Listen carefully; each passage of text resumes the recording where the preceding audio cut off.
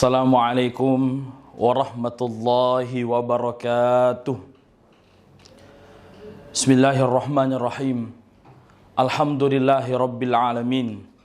Wassalatu wassalamu ala ashrafil anbiya'i wal mursalin Sayyidina Muhammadi wa ala alihi wa ashabihi ajma'in, amma ba'd.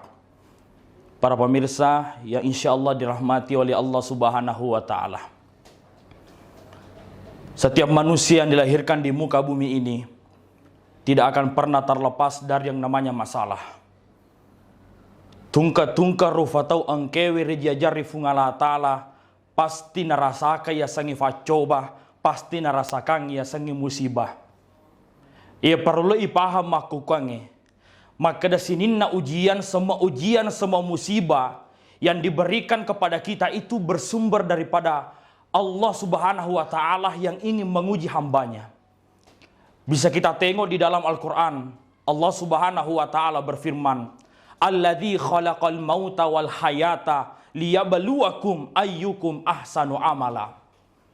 Jadi Allah subhanahu wa ta'ala nauji atanna untuk melihat siapa hambanya yang paling bagus amalannya, hadirin yang berbahagia. Maka jika tauhid kita telah bagus, maka ketika akidah kita telah kuat, maka kita akan menyadari bahwa segala sesuatu itu datang dari Allah subhanahu wa ta'ala. Ujian datang dari Allah, musibah datang dari Allah, dan masalah juga datang dari Allah. Pemirsa yang dirahmati oleh Allah subhanahu wa ta'ala.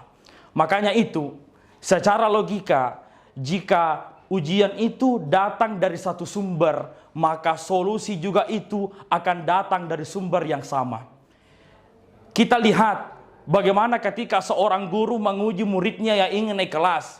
Guru itu sebelum membuat soal pasti lebih makdiolo nih bu jawabannya. Nah, ini kan menjadi suatu hal yang luar biasa. Jadi Allah itu sudah menyiapkan jawaban, sudah menyiapkan solusi sebelum Allah itu memberikan kita ujian. Terkadang kita keliling mencari kunci jawaban, mencari solusi, padahal solusi itu juga datang dari Allah subhanahu wa ta'ala. Apakah solusi yang Allah berikan kepada kita adalah firman-Nya. Kita buka kitab Mabahis fi Ulumil Quran yang dikarang oleh Syekh Manna Al-Qattan.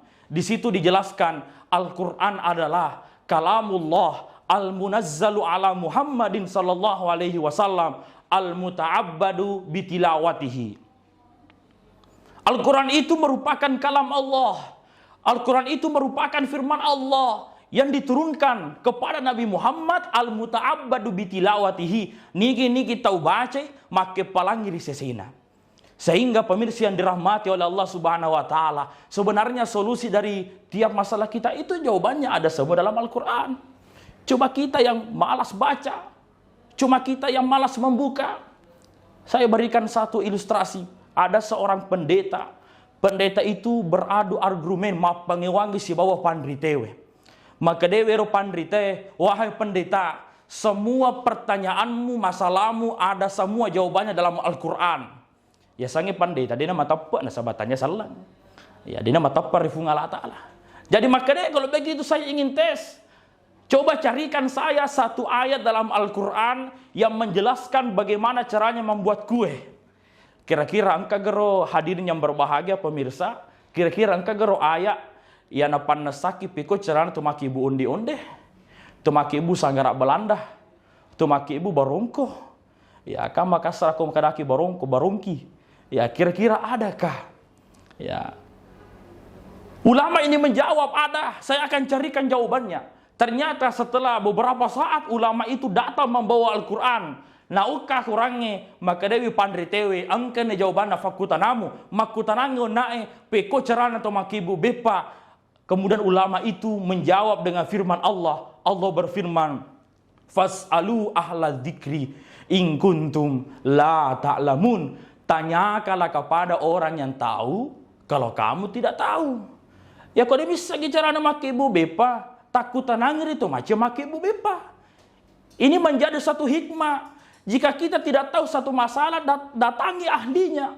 Makanya Allah menggunakan konteks ahlu zikri.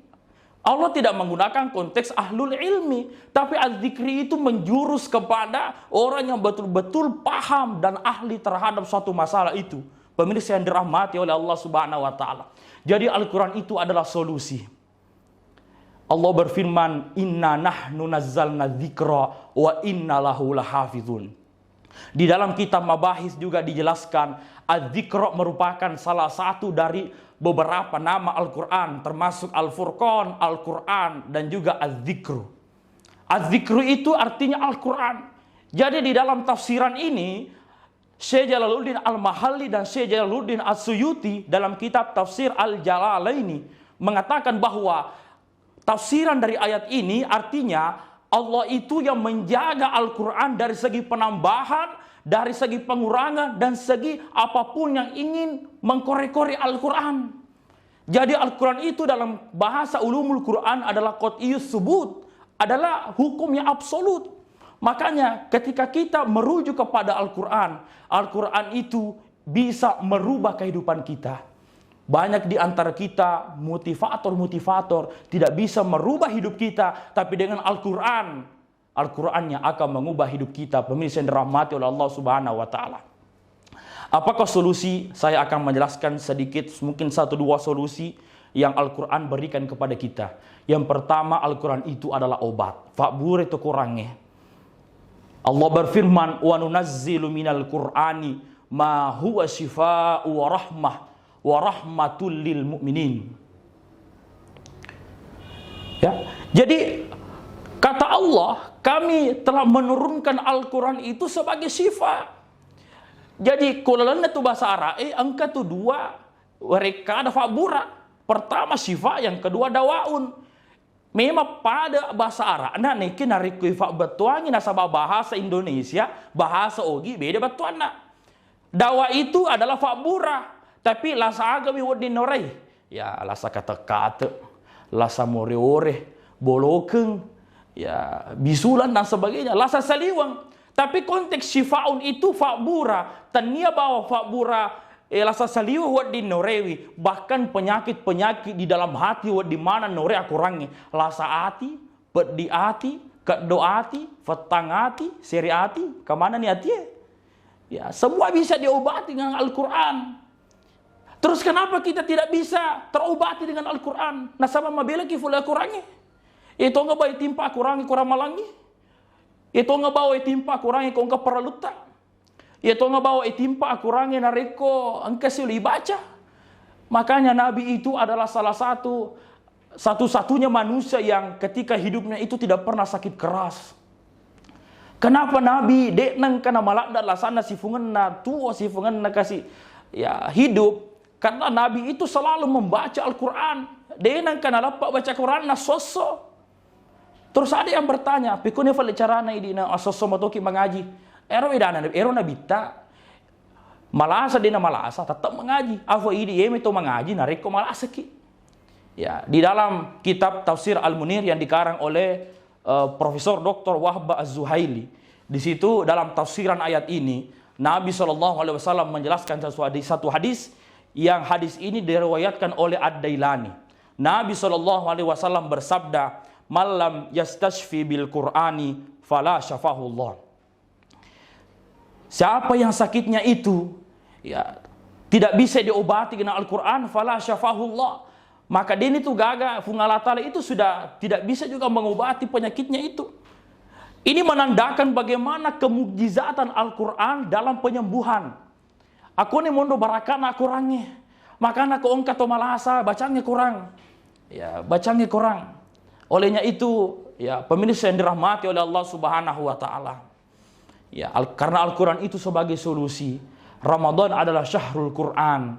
Maka pergunakanlah bulan Ramadan sebagai bulan introspeksi diri.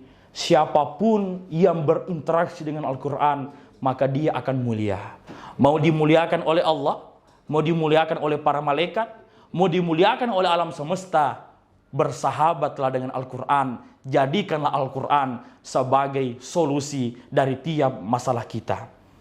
Lebih dan kurangnya mohon dimaafkan. Wabillahi taufiq wassa'adah. Assalamualaikum warahmatullahi wabarakatuh.